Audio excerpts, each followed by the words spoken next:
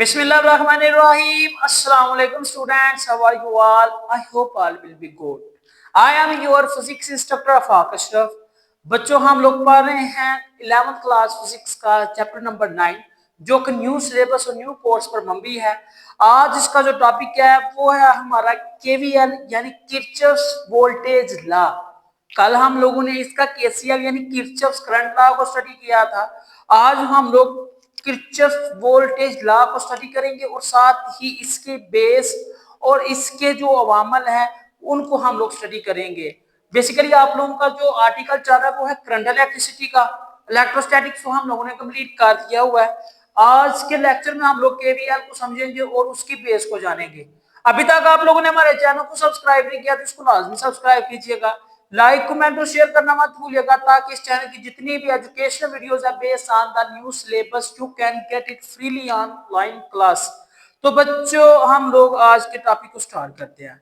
बच्चों हम लोगों ने कल के टॉपिक में ये चीज समझी थी कि किस तरह से हमारे पास एक सिंपल सर्किट है और एक कम्प्लेक्स सर्किट है। सिंपल सर्किट में बैटरी तो एक ही होती है लेकिन उसके साथ हम लोग डिफरेंट रेजिस्टेंस को कनेक्ट कर सकते हैं। यहाँ पर देखें आपके पास तीन तरह के रेसिस्टर्स लगे हुए हैं, ये आपको देखने को मिल जाएंगे R1, R2 और R3 है। और साथ ही एक बैटरी कनेक्ट की हुई है जिस बैटरी की मदद से हम लोग कौन सा लॉ अप्लाई करके इसको सॉल्व कर सकते हैं, ओहम्स के लॉ को अप्लाई करके सीधी साली तौर पर इसको सॉल्व कर सकते हैं। दूसरी तरफ है आप लोगों का कम्प्लेक्स सर्किट। इस कम्प्लेक्स सर्किट में इंडिविजुअल रेजिस्टर्स के साथ इंडिविजुअल बैटरी यानी ईएमएफ को कनेक्ट किया हुआ है। इस इंडिविजुअल रेजिस्टर्स और ईएमएफ की बदौलत हम लोग इस सर्किट को सॉल्व कर सकते हैं। किरचॉफ्स के दो रूल है, एक है केवीएल का और एक है केसीएल का। केसीएल का तो हम लोगों ने कल स्टडी कर लिया था। आज का जो हमारा लेक्चर वो है केवीएल का यानी Kirchhoff voltage law. Kirchhoff voltage law क्या कहता है, जिस तरह सारे सर्किट का current at the same point junction deliver हो रहा है सेमली, इसी तरह यहाँ पर जो वोल्टेज और इसका पोटेंशियल है वो भी सेमली इसी तरह से यहाँ पर प्रेफर किया जा रहा है। यहाँ पर भी वही चीज उसी तरह से होगी लेकिन करंट की शक्ल में नहीं, वोल्टेज की शक्ल में, पोटेंशियल डिफरेंस की शक्ल में, ईएमएफ की शक्ल में और रेजिस्टर्स की बुनियाद पर होगी। केवीएल क्या कहता है, कहता है किसी भी पूरे सर्किट में, क्लोज सर्किट में या क्लोज लूप में, क्लोज सर्किट में या क्लोज, अब ओपन और क्लोज सर्किट कौन से होते हैं बच्चे, आप लोगों ने ये चीज देखी हुई है। जो ओपन सर्किट होता है ना, फॉर एग्जांपल उसको आप लोग इस तरह से कह रहे हैं, ये आपके पास एक सर्किट है ना, ये सर्किट कनेक्ट किया और यहाँ पर जाकर किसी स्विच से क्या हो जाएगा, ये देखिए ये आपके पास ओपन सर्किट होगा।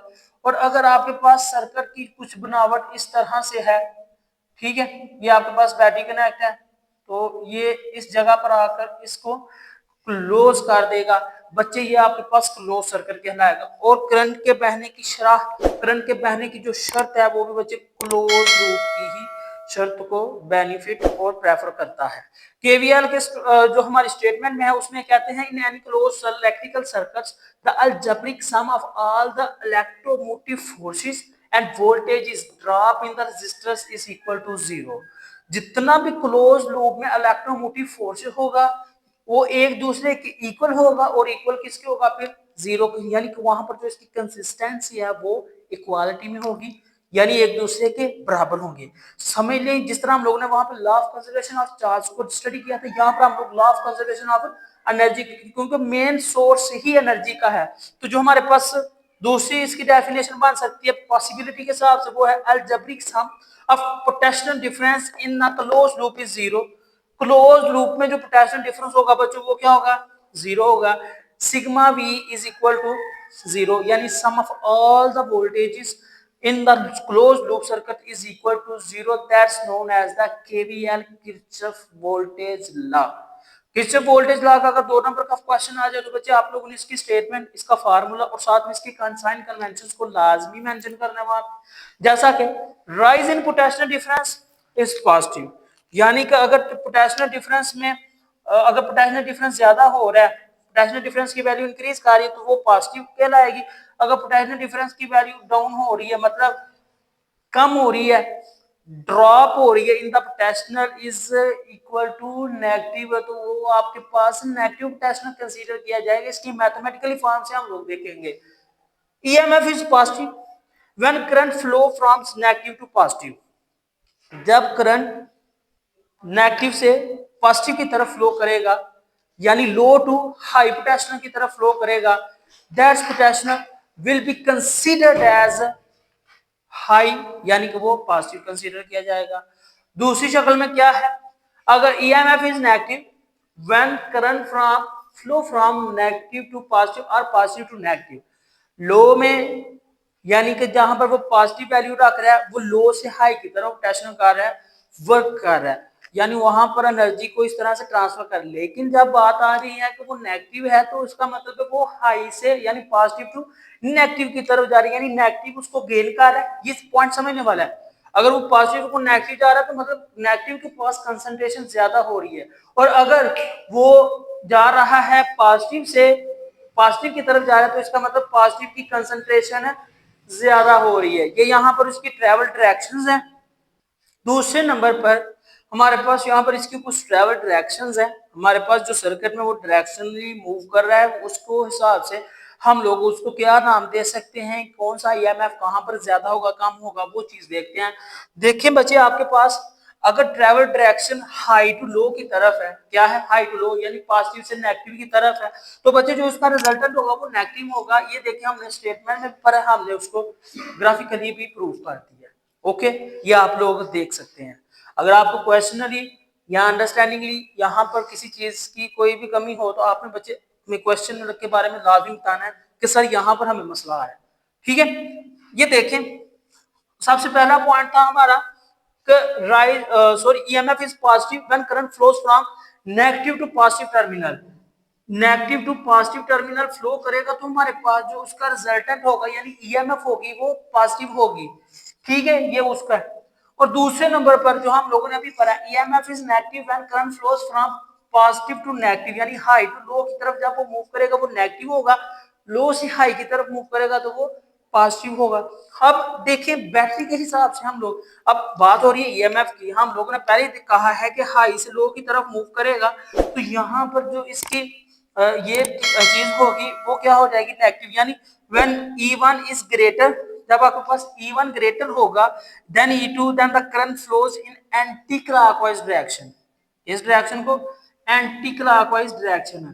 जब आपके पास E1 की वैल्यू ग्रेटर होगी E2 से वैल्यू, जैसा कि यहाँ पर है ही E1 से ग्रेटर देन E2 है, तो यहाँ पर जो हमारे पास रिजल्ट आएगा वो ये आएगा when E1 is greater than E2 then the current flows in anti-clockwise direction. When it flows from low to high it gains energy because the work is done। जाहिर सी बात है जिसकी तरफ एनर्जी फ्लो करेगी, जिसकी तरफ हमारा सर्किट फ्लो करेगा, ज्यादा से ज्यादा एनर्जी उसके पास जा रही है, वहां पर वर्क डन करने की कंसंट्रेशन में इजाफा हो रहा है। तो यहाँ पर भी बच्चों उसी तरह से कंसंट्रेशन में इजाफा होगा। कि ये देखें एक डायग्राम है, यहाँ पर एक रजिस्टर तो हमने यहाँ पर लगाया हुआ लो टू हाई वाला जिसका रजिस्टर R1 है, फिर उसके साथ EMF की बैटरी यानी E की बैटरी, काफी बुक्स के ऊपर E है लेकिन ये EMF इसको इस तरह से भी लिख सकते हैं क्योंकि मेन सोर्स ही वहां पर यही है बैटरी का। दूसरे नंबर पर देखिए हम यहाँ पे भी क्या कहा है कि एंटी क्लॉकवाइज में डायरेक्शन फ्लो करेगा, यानी इधर से इस तरह से एंटी क्लॉकवाइज डायरेक्शन। क्यों? क्योंकि E1 का जो वोल्टेज है, E1 की जो एनर्जी है वो E2 से ज्यादा है, यानी जो आपके पास यहाँ पर सिस्टम है वो कुछ इस तरह से फ्लो करेगा। तो आपके पास जो इसका दूसरा सर्किट है वो ये है high to low, high to low, high to low क्या है नेगेटिव, लो टू हाई क्या है आपका वो है पॉजिटिव। ठीक है बच्चों, तीसरे नंबर पे देखिएगा आपकी मैथमेटिकली फॉर्म क्या बनती है। यहाँ पर कंसेप्चुअली आप लोगों ने देखना है कि मैथमेटिकल फॉर्म को हमने अरेंज कैसे किया। सबसे पहले क्या है, हमारे पास जो पॉजिटिव चीज है उसको यहाँ पर मेंशन करेंगे। यहाँ पर हमारे पास जो पोटेंशियल है या एनर्जी है वो सबसे ज्यादा किसकी है, E1 की। We can get and put it as a E1। दूसरे नंबर पर जो इसका फैक्टर आ रहा है वो क्या है, वो इसके पहला फैक्टर है, यानी इस साइड को डायरेक्शन एंटी क्लॉकवाइज है तो एंटी क्लॉकवाइज आपने इक्वेशन बनाना शुरू कर देनी है। ये देखें E1, फिर आप लोगों ने उसके रास्ते में आने वाला जो करंट क्या होगा आपका, करंट सेम होगा IR1। ये देखें बच्चे रिवर्स डायरेक्शन जा रही है तो वो क्या है माइनस में। हमने माइनस में चीजें क्यों मेंशन की है, क्योंकि वो बच्चे रिवर्स डायरेक्शन में है, रिवर्स जा रहा है। तो ये देखें E1 से रिवर्स गया माइनस IR1, फिर E2 तक गया माइनस E2, फिर E2 से दूसरे हाइट लो वाले सर्कल के पास गया तो वो क्या बन गया बच्चे -IR2। समझ आ गई है? हमारा जो करंट या एनर्जी की डायरेक्शन थी प्यारे बच्चों वो थी E1 से E2, क्योंकि E1 ग्रेटर है E2 से। करंट की फ्लोटेशन कहां पर होगी, फ्लो किस तरह को करेगा, एंटी क्लॉकवाइज डायरेक्शन में फ्लो करेगा। तो फिर एंटी क्लॉकवाइज डायरेक्शन में ही आपने फैक्टर्स को कैलकुलेट करते जाना है। ये देखिएगा, इसके पहला फैक्टर है IR1 -IR1, दूसरे नंबर पर क्या है E2 -E2, क्योंकि रिवर्स डायरेक्शन है, माइनस का साइन ऑपोजिट डायरेक्शन में है ना, तो वो ऑपोजिट ही साइन होगा। फिर चौथे नंबर पर हमारा आ जाएगा -R2। इसको वैल्यूएट करें, ईएमएफ की वैल्यूज को एक साइड पर कर लें, जो हमारे पास दूसरी वोल्टेज की या फिर रेजिस्टेंस की वैल्यूज उनको एक साइड पर कर लें।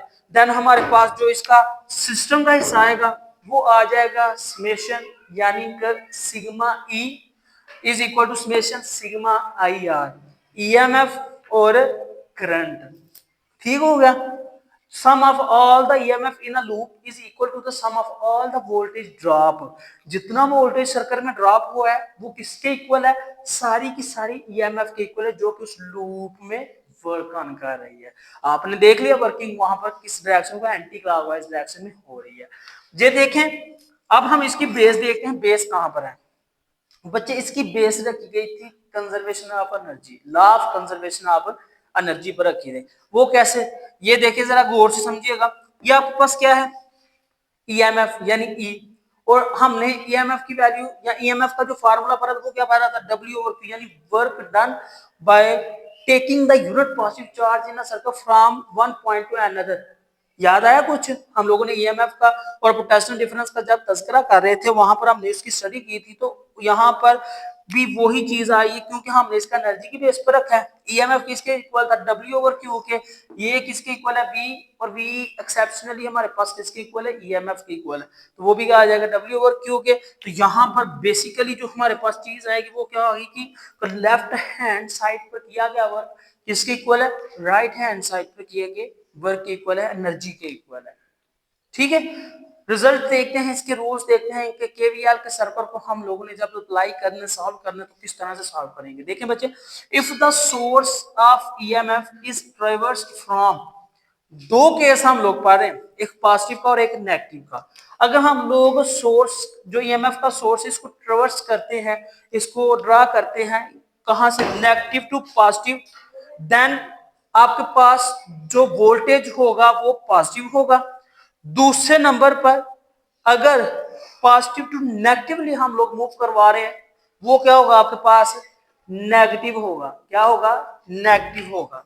फिर क्या है, अगर हमारे पास जो रजिस्टर ट्रेवर्स कर रहा है, यानी वो जो R1 है हमारा, R2 है, अगर हम लोग उसको ट्रेवर्स कर रहे हैं डायरेक्शन ऑफ द करंट, यानी करंट की डायरेक्शन में हम लोग उसको ट्रेवर्स कर रहे हैं, तो फिर हमारे पास यहाँ पर जो करंट की वैल्यू आएगी वो क्या आएगी, वो बच्चे आपके पास है चेंज इन पोटेंशियल नेगेटिव आ जाएगा।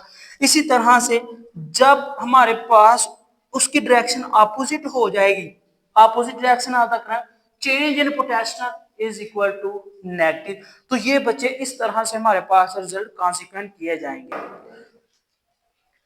तो ये था बच्चे आज का आप लोगों का लेक्चर, जिसमें आप लोगों ने केवीएल के सिस्टम को समझा, केवीएल में ईएमएफ की प्रोडक्शन को देखा, और वहां पर जो होने वाला उसकी बेसिक कंसेप्चुअल क्वेश्चंस के हवाले से था कि उसके रूल्स किस तरह से हम लोग अप्लाई कर सकते हैं, हम लोग ईएमएफ को पोटेंशियल को किस तरह से पॉजिटिव किस तरह से नेगेटिव लेट कर सकते हैं। ये सारी की सारी चीजें आज के लेक्चर में आप लोगों ने सीख ली है।